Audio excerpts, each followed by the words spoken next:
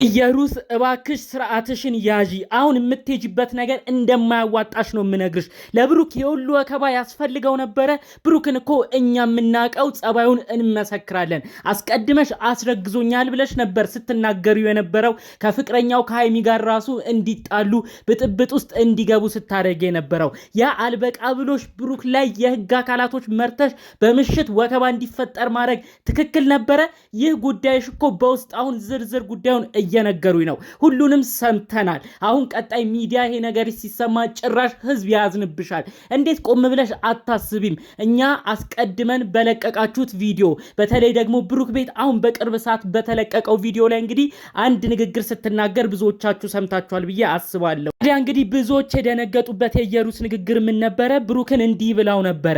እኔ አሁን የማትንከባከበኝ ከሆነ ካንተ አርግዤ ከኔ ጎን ካልቆም ከኔን ካልደገፍ ከኔ ጋርም ካልሆንክ ጉዳዩን ወደ ህግ ወስደዋለሁ፣ በፖሊስም ትጠየቃለህ። ይሄንን ቃሌን ነው አሁን ላንተ የምናገርህ ሁሉ ስትለው ነበር። ታዲያ በዛ ንግግሯ ነብሩክ ራሱ ደንግጠው ምን ማለትሽ ነው? እንዴትስ ነው እንደዚህ የምታስፈራሪኝ? እያሉ እየተናገሯት ነበረ። ሃይሚን በጣም ደንግጣ ነበረ።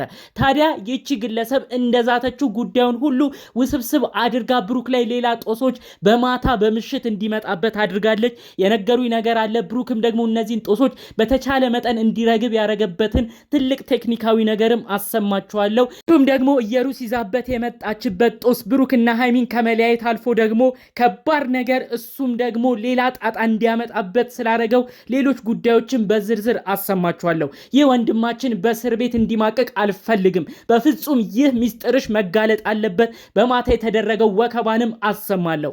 ሰላም ጤና ይስጥልን ውድ ሀገሬ ልጆች፣ በያላችሁበት ሰላማችሁ ይብዛልኝ።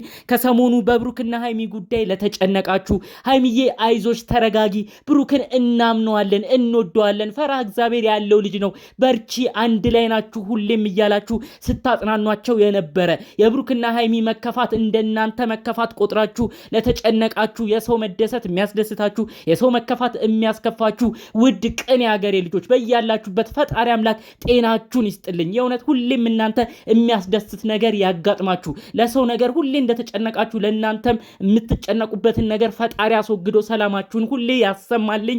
ላይክ በማድረግ ቪዲዮን ጀምሩ እባካችሁ። ለቤቴ ደግሞ አዲስ ከሆናችሁ ሰብስክራይብ በማድረግ የኔን ቤተሰብ እንድትሆኑኝ በፍቅር በአክብሮት ነው የምጠይቃችሁ። እዚሁ ሰብስክራይብ አድርጉኝ። ቀጥታ ይዤ ወደ መጣሁት ዝርዝር መረጃዎቼ ነው የማልፈው። እንግዲህ ከሰሞኑ ባለው ጉዳይ በጣም ብዙ ሰው ተነጋግሮበታል። ብሩክና ሃይሚ ተበጣብጠዋል። ቤተሰብ ሁሉ ጣልቃ ገብቷል። ጋሽዬ ጉዳዩን ለማረጋጋት እየሞከሩ ነው። ታዲያ ይቺ ጓደኛ ነኝ፣ ፍቅረኛ ነኝ፣ የድሮ የብሩኬ ወዳጅ ነኝ፣ የመጀመሪያም ፍቅረኛው ነኝ የምትለው ኢየሩስ የተባለችው ግለሰብ ሁሉንም ሳትሰማ ጉዳዩ ላይ ቀጥላ እንግዲህ እኔ ያረገዝኩት ከብሩክ ነው እያለች ደጋግማ ስትናገር ነበረ።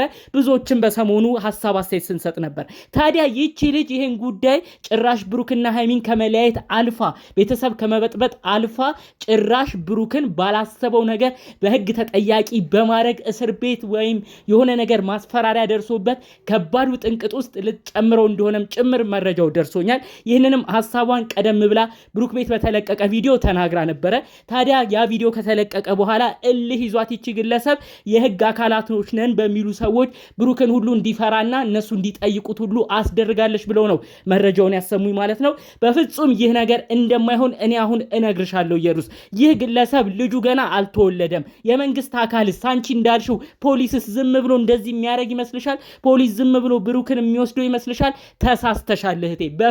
በፍጹም አካሄድሽ ልክ አይደለም። ልጁ የተረገዘው አንቺ ታውቂያለሽ ከሌላ ሰው እንደሆነም ሁሉም ሰው እየተናገረ ይገኛል። ነገር ግን ልጁ ከተወለደ በኋላ ዲኤንኤ ተመርምሮ የብሩክ እንዳልሆነ ሲታወቅ ማንም የሚሰማሽ ስለሌለ፣ አንቺ ግን ልጁ ገና እስኪወለድ ድረስ ዲኤንኤ ምርመራ ምንም ስለሌለ እቺን 4-5 ወራት ተጠቅመሽ ብሩክና ሃይሚን ለመለያየት ጭራሽ አልፎ ተርፎ ደግሞ ብሩክን በህግ ተጠያቂ ለማድረግ እየተሯሯጥሽ ነው። የህግ አካላቶቹ እንግዲህ ያው በሰው አሰማርታ ይሁን አይታወቅም ብሩክን ሁሉ ለማናገር እንደሞከሩ እንዴት ነው እቺን ልጅ አስረግዘሃል ወይ ብለው ለማፋጠጥ ለመጠየቅ ሁሉ እንደሞከሩ የሆኑ ሰዎችን ሁሉ እንደ መላክ አድርጋ ነበር ነው ያሉት።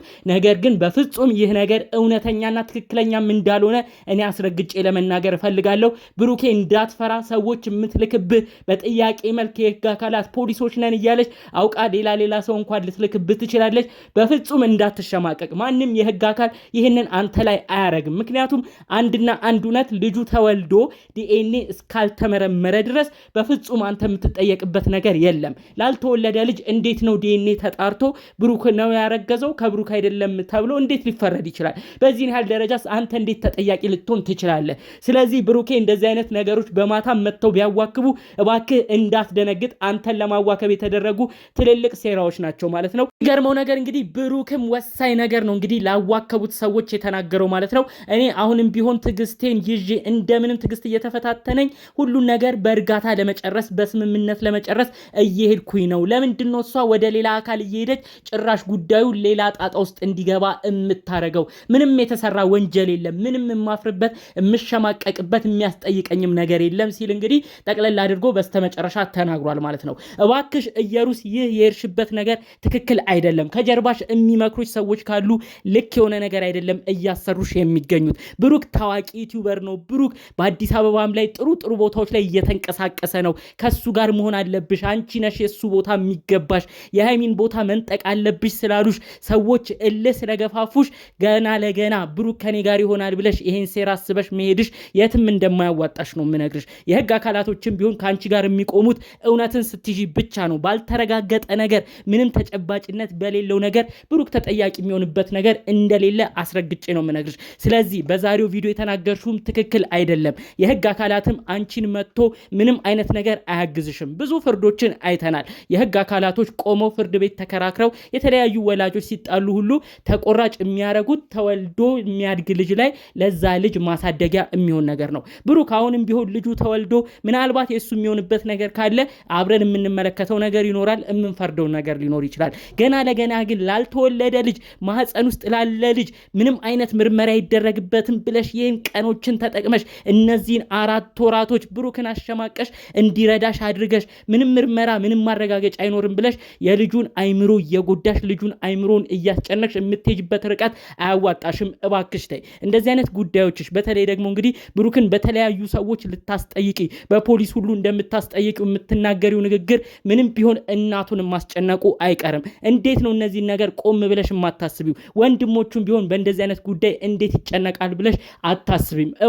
እባክሽ እየሩስ የሚመክሩሽ ሰዎች ለአንቺ ጥሩ ነገር አስበው አይደለም፣ ጭራሽ እልህ እየከተቱሽ ነው የሚገኘው። እባክሽ ቆም ብለሽ ለማሰብ ሞክሪ።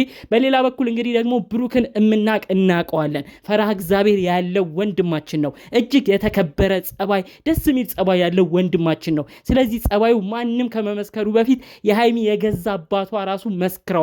ጋሽዬ ደጋግመው ተናግረዋል። ብሩኬን እንደ ራሴ ልጅ አምነዋለሁ። ልጄ ሃይሚ ከኔ ቅፍ ወጥታ ከኔ እጅ ወጥታ አዲስ አበባ እንድትሄድ የሆነችው አምኜም የሰጠሁት ለብሩክ ነው። በዚህን ያህል ደረጃ ብሩኬን አምነዋለሁ እያሉ ደጋግመው ተናግረዋል። ስለዚህ ይህ ትልቅ አመኔታ የተጣለበት ወንድማችንን በሆነው ባልሆነው ነገር ተጠቅመሽ በተለይ የዛሬ 6 ወር ቡታጅራ መገናኘታችሁን በማስታወስ ልጁ በማያስታውሰው ነገር ውስጥ መሆኑን አውቀሽ ያንስ ቀን የተፈጠረውን ነገር እንዳያስታውስ በማድረግ አሁን ዛሬ ላይ አዳዲስ ነገሮች እየፈጠርሽ የምትመጪበት ነገር ትክክል አይደለም። እባክሽ እህታችን ካለሽበት ነገር ለመቆጠብ ሞክሪ። አንዳንድ ቦታ ላይ ደግሞ የህግ አካላቶችንም እጠራለሁ የምትይውም ነገር የማያስኬድሽ አካሄድ እንደሆነ እወቂ።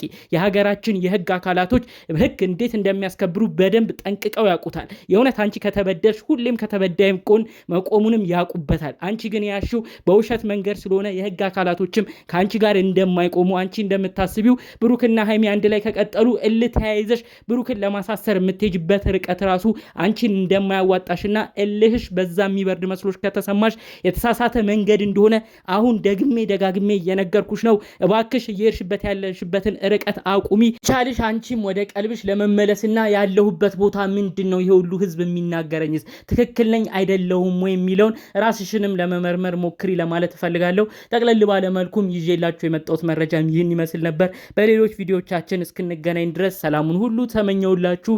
ሰላም።